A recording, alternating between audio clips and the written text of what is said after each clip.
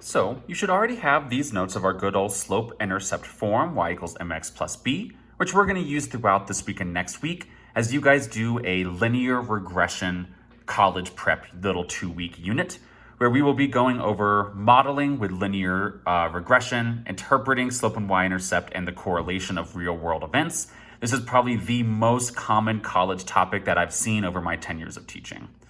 So for each of these problems, guys, there will be 3 parts to answer. We're going to be looking for you to interpret a slope and y-intercept of the situation in a complete sentence, and then to make a couple predictions. By the end of this week and next week, you guys are going to take some data, put it into a scatter plot, get your own equation, and eventually do this interpretation and prediction.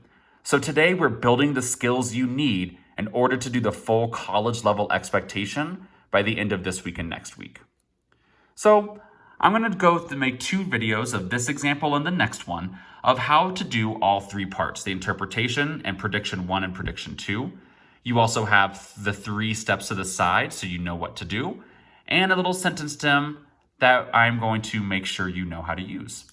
So in this situation, a rental car company charges using the following equation. Anytime we get an equation, guys, I'm going to go jot that down in my notebook.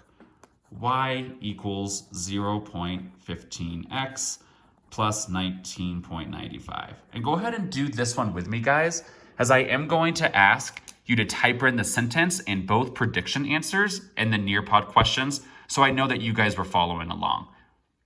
So now let's keep on reading, and we are going to label up that equation in order for us to write a little story about it. Because that's all an interpretation is you tell us a story of what in the world those numbers mean. So the rental car company uses that equation where the total cost to rent the car, comma, y, usually in problems, they tell you what the variables mean. So it said the total cost to rent the car, comma, y. So that idea that came before y is what y represents in the real world, the total cost to rent. So I'm going to go over here and write the total cost to rent the car. And the number of miles traveled, comma, x.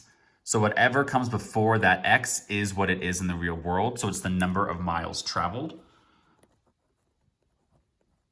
So I'm going to go up there and say miles traveled. It is very important, guys. That is step 1. Label the variables in the equation, define them. What are they in the real world? And now we can interpret the slope and the y-intercept using our sentence stem down here, okay? So every single time that you interpret, the sentence is always going to start with the and whatever you labeled the y variable as. So I'm going to go over here, and it will start with the, and then I already labeled my y variable right here, so I'm just going to bring down that label. The total cost to rent. And the y variable always starts at the y-intercept, which, as we remember from that first slide, is the number that's alone. That's just standalone number without any variable. So 1995. So the total cost to rent starts at $19.95. And now let's see the rest. And it will increase / decrease. So you have to choose which one that makes sense. If your slope is positive, I see that 0.15 is positive, we will choose increase. If the slope is negative, we would choose decrease.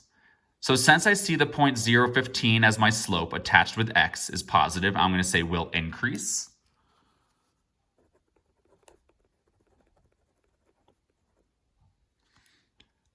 By the slope, whatever number the slope is. So in this case, by 0.15, by 15 cents.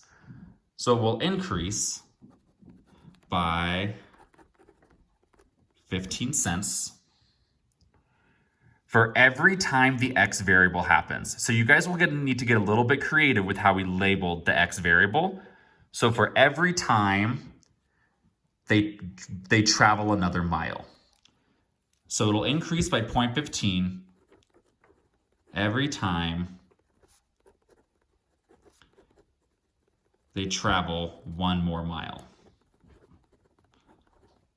Whenever we interpret the slope, it's always every time that x variable happened once. So in this case, it's every time we traveled 1 more mile, and boom, now we have a perfect sentence that explains and interprets the slope and the y-intercept.